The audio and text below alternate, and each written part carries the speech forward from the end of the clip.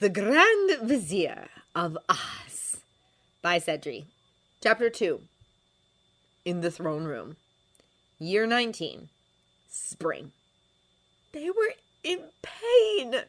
It was all she could hear, all she could think about, the screaming, screeching, crashing, crying monkeys who rushed around madly trying to escape their new wings or huddled pitifully together in the cage, whimpering. Elphaba watched helpless, barely hearing the voices around her. The world is your oyster now. You have so many opportunities ahead of you. You both do. It was so faint, so far away, and Glinda's reply was even further. Elphaba didn't care. Her mind was filled with shock and guilt and anger and the lies. It was wrong, and he was wrong, and she was wrong to stand there doing nothing. And the shrieks echoed in her skull, and she clenched the book and shook her head. It felt such a rage build up, and no! Ran.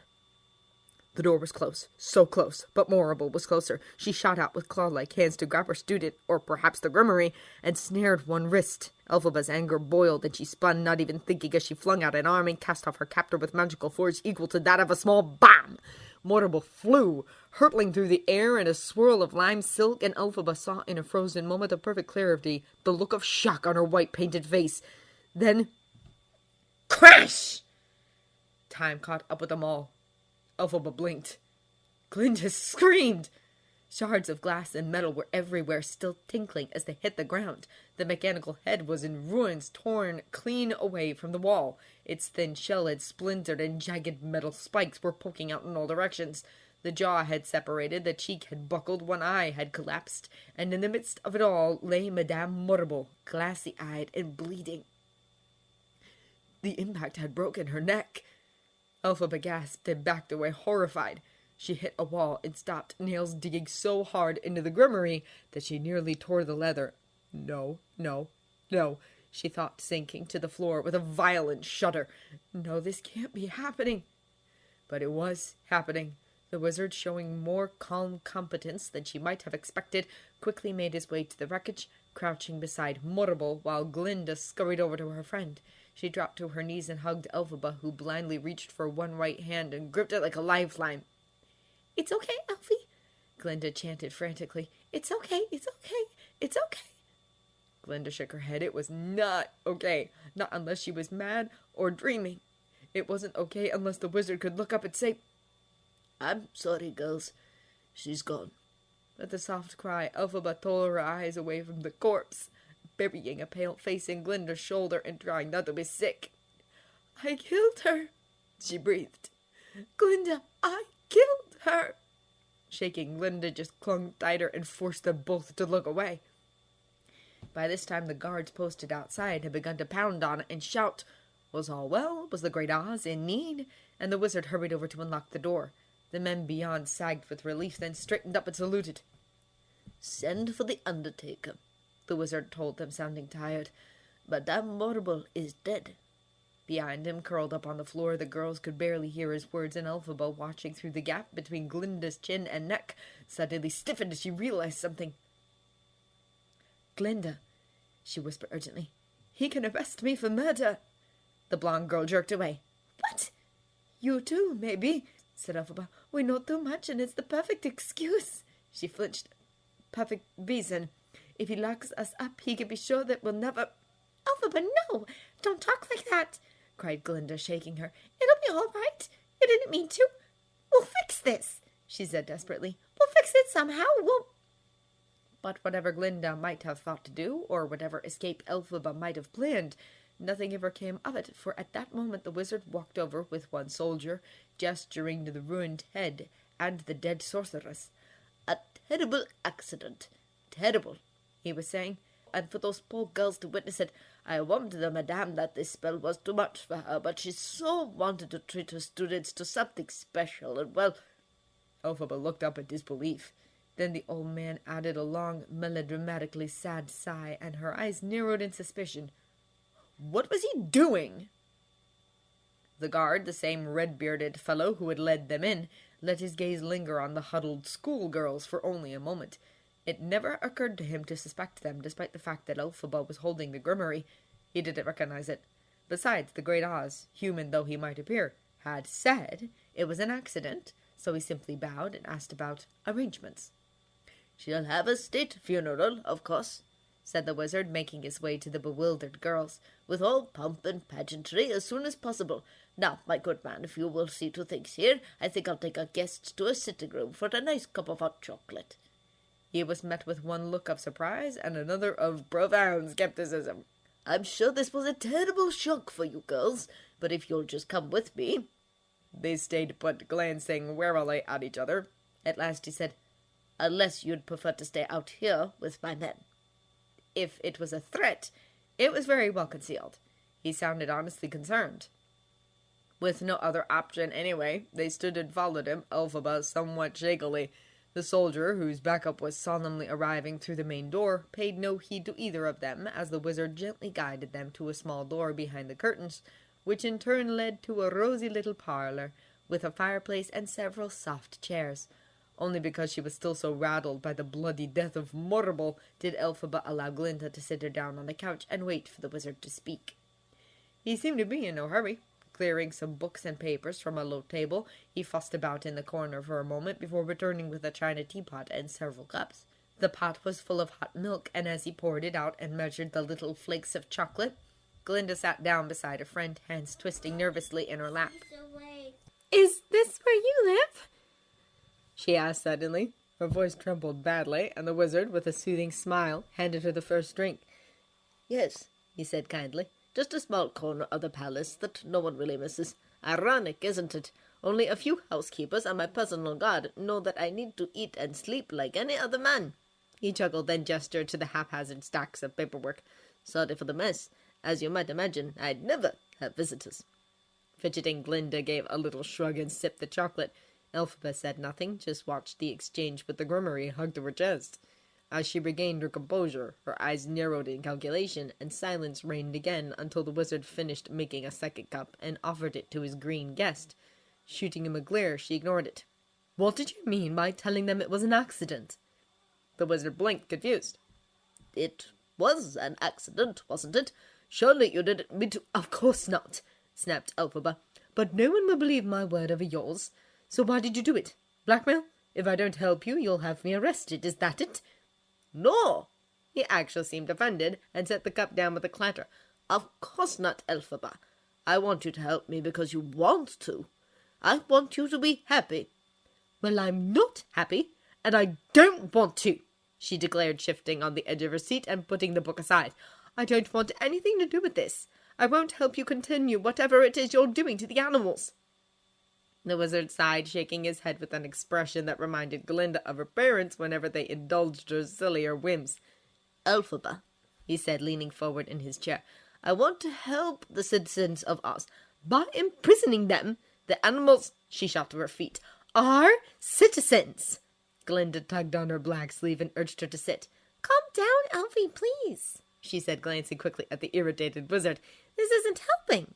Maybe you could, I don't know, find some sort of comfort." "No!" snapped Elphaba, frustrated, and tore away from her friend to pace the room, boots thumping heavily on the floor. "I won't help him, not ever! Not unless he completely changes the way he treats animals."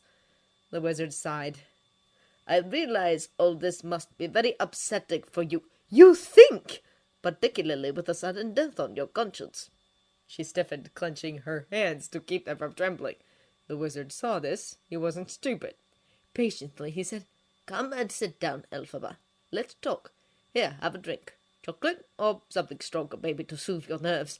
He pulled a small bottle from his pocket. "No, thank you." She didn't even look at him, just kept pacing and glaring at the walls. "I want to know what happens next." "That's up to you," he replied, pausing to swallow a sip of his drink. "I want to believe I can trust you girls, and if we get—" "Elfie!" gasped Glinda. "Elfie, the bottle!" Startled, Elphaba spun around. Glinda was half out of her seat, pointing one white arm straight at the wizard, who had frozen mid-sip in surprise. In 2 strides, Elphaba was back at his side, and she snatched the green bottle from his fingers. "Where did you get this?" she demanded. "Where did you get this?" Well, I've had them for years," he stammered. "Bought them from my cousin back in—" "Them? There's more." "Only 3. 2 now, and—" "What are you doing?" Elphaba had opened the lid and was tentatively sniffing the mixture. Glinda, now standing, moved to her side and asked, Is it the same? "Stronger, I think," said Elphaba, "but that could be because there's more of it." She returned her gaze to the baffled wizard, who was now rising to his feet, hand extended toward his bottle. Elphaba kept a tight hold. "What is it?" He shrugged. "Green elixir. I only ever made one batch. Didn't bother to name it." "Does anyone else know how to make it?" The wizard looked between his guests, eyebrows knitted tight and racing to catch up with the conversation. "No," he said. "What would you—" "What's in it?" He fixed her with a chiding expression and sat back down in his chair. "First you tell me why this is so important to you." "No, I have to—" "I can be stubborn too, dear girl. Sit down." Glinda touched her shoulder, murmuring something about being reasonable, and they returned to their places on the couch. Elphaba's hand stayed wrapped around the bottle, fingers resting in the same spiraling grooves that they always did, only the chinks and rough patches were different. For a long moment she was silent, her need for privacy wrestling with desperate curiosity. Privacy lost. "My mother had a little green bottle just like this. She never told anyone what it was, or where she got it. She gave it to me. I thought it was the only one in the world." The wizard's brow furrowed. "Your mother?" he repeated, confused. "How could your Something akin to guilt flashed across his face. "Melanothrop," he said. "Your mother is Melanothrop." "Was," replied Elphaba. "She died a long time ago." Regret crossed his face, now far more sincere than that which he had shown for Mortal. "I'm sorry. She was so beautiful." Elphaba looked puzzled. "You knew her?" "I gave her one of my bottles, as you've probably guessed," he replied. "Before the last Ozma died, I was traveling around Munchkinland and ran into her." He spoke offhandedly, as though his real thoughts were elsewhere, and they clearly were, for suddenly he asked with great intensity, "How old are you, Elphaba?" "What? None of your business." Glinda squeezed her hand and nudged her. Grudgingly, she said, 19.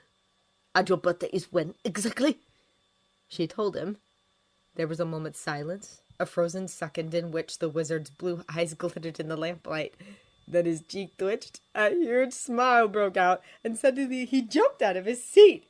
His hands caught Elphaba's, and he pulled her up, wrapping her in a hug before she could even think to stop him. She stood stiff as a board, and Glinda stared open-mouthed while the wizard cried, "Oh, Lord, thank you!"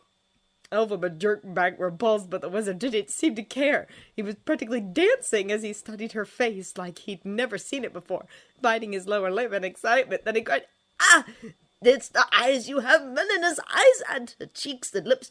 Oh, but that's my jaw, and the nose, it's... Aunt Jane, ha!" The girl stared at him as though he were a lunatic. He probably was. Snatching up a pile of loose papers, he tormentously threw them before triumphantly snatching up a photograph which he held out to the girls. It was a color picture of himself many years younger, at what seemed to be the Ozma Regent's Lorlemius speech. Glinda and Elphaba looked at it, puzzled, and the wizard cried, "The hair, Elphaba! Look at my hair!" "It's black," she said flatly. "Yes, black. It's the same shade, don't you see?" Exchanging a glance with Glinda, Elphaba pushed the photo back into his hands. "No," she said warily. "I don't see. What do you want about?" He reached out and lifted the ends of her own dark locks. "You have my hair and my jaw, and you're Melina's daughter, and you're just the right age." He trailed off, expecting it to be obvious. Now, Elphaba Throp was not stupid. She understood how the world worked, even if she'd never been allowed to be part of it. She knew what strong liquor could do to people, and she knew what her mother had been rumored to act like. She knew she was different, that people had always commented on how she resembled Melina, never Fricks, and she was quick enough to make the connection between the wizard's apparently random string of exclamations. She was also angry, afraid, hurt, disgusted, and deeply shaken by Morable's death. "How dare you!" she spat. The wizard jerked back as though burned. Glinda glanced between them, confused. "Elfie, what? He thinks he's my father," her friend replied. "He drugged my mother with this stuff that probably turned me green and—" "No, wait, no, just a moment," he defended. "I didn't drug anyone. Your mother knew exactly how potent my elixir was. She'd had it before, several times. We emptied the bottle together." Elphaba tore away again, stalking around to the back of the couch, keeping it between herself and the wizard. "What's in it?" she demanded. "Why did it make me green?" He looked pained. "I really don't know," he confessed. "I was experimenting with potions and spirits. I had nothing else to do, and this one, well, it has a pleasant buzz. Dulls pain, too." Her glare was icy. "You didn't even keep track of what went in it?" No." She whirled away, apparently furious, but Glinda caught a brief look in her eyes. Devastation. Without the precise recipe for such a magical potion, there would be no way to reverse its effects. Ever. Circling the couch, she took the hand of her forever green friend and squeezed. Elphaba nodded silently, grateful for the support. Her eyes were shut tight and her jaw clenched several times before she was able to swallow her anger and tears, enough to compose herself again. She turned around. "This doesn't prove anything," she said evenly, throwing him the bottle that perfectly matched her skin. "All it means is that it's your fault I'm green." "I'm sorry about that," he said, sounding sincere. "I didn't know. I would never have done it to you on purpose." Small consolation. Elphaba snorted and said nothing, folding her arms and looking away. Glinda, however, was thinking. Hard. Her brow was furrowed, and she tapped a pretty nail on her lips. "Elfie," she said softly after a moment. "Elfie, I know you don't want to hear this, but don't you think, well, if he is your—" "He's not!" "But if he was," persisted Glinda, "wouldn't that explain your powers?" The others blinked at her. "What?" "Your powers. They're special. No other sorcerer in history has had talent like yours, so I thought maybe... I mean, he's from another world, Elfie. Even if he doesn't have his own magic, maybe with mixed blood. It never happened before." The wizard looked gleeful, clapping his hands together and beaming at her, but Elphaba frowned as she thought it through, jaw tightening as she failed to find any flaws. At last she asked, "How can you be sure that no one else has had talent like me? "I've watched you in class, Elfie, and I did a lot of reading for my entrance essay. I'm sure Madame Morrible said so too, remember?" She flinched. Elphaba's lips pressed tight, and she paled again. "Sorry." Elphaba just shook her head and clasped her friend's hand, but Glinda, seeing her tremble under the strain, patted her arm and said, "Maybe we should get some rest. Go back to the hotel and, well, we can come back tomorrow, can't we?" she asked the wizard. "Of course you—" "No, we're going back to Shiz," declared Elphaba, picking up the grimoire. "We're leaving right now." "What? "Elfie!" No!" The wizard scrambled across the room and blocked their way to the door. "Please, Elphaba, don't go. There's so much I want to... Please, I can give you what you want." "You have no idea what I'll make you Grand Vizier." "Move! Stay here, please. I'm your father. I hate you!" You're my daughter. I'd do anything." She stopped, hand half raised and ready to cast a spell. One eyebrow lifted. "Anything?" The wizard locked eyes with her, silent just long enough to make it clear that he understood the implications of his reply. He nodded. "Anything." For a moment she was still, watching him like a predator. The air around them had changed. The balance of power shifted. In the last few seconds, with his last word, the wizard had given Elphaba absolute authority. She used it. "You're going to give the animals their rights back," she declared. "All of them. You're going to restore the lives and livelihood of everyone who has suffered in your attempt to bring us together. Starting with Dr. Dillamond. I want him teaching class tomorrow. And every other animal professor that used to work at Shiz. I want them back." With each word he deflated a little, and at these last ones he winced. "Elphaba, that might not be possible," he said reasonably. "Some are no longer capable—" "You'll do everything in your power to make them capable," she replied, voice dangerously soft. "You're going to take everything you know about how to stop animals from talking and reverse it. I don't care what it takes. Make this mysterious affliction out to be your new enemy if you have to. Just do it." Yes, I will, I swear, but Elphaba, this will take time, you must understand, he pleaded. Change doesn't happen overnight. Her anger drained a little. I know, she said. It will take a lot of work.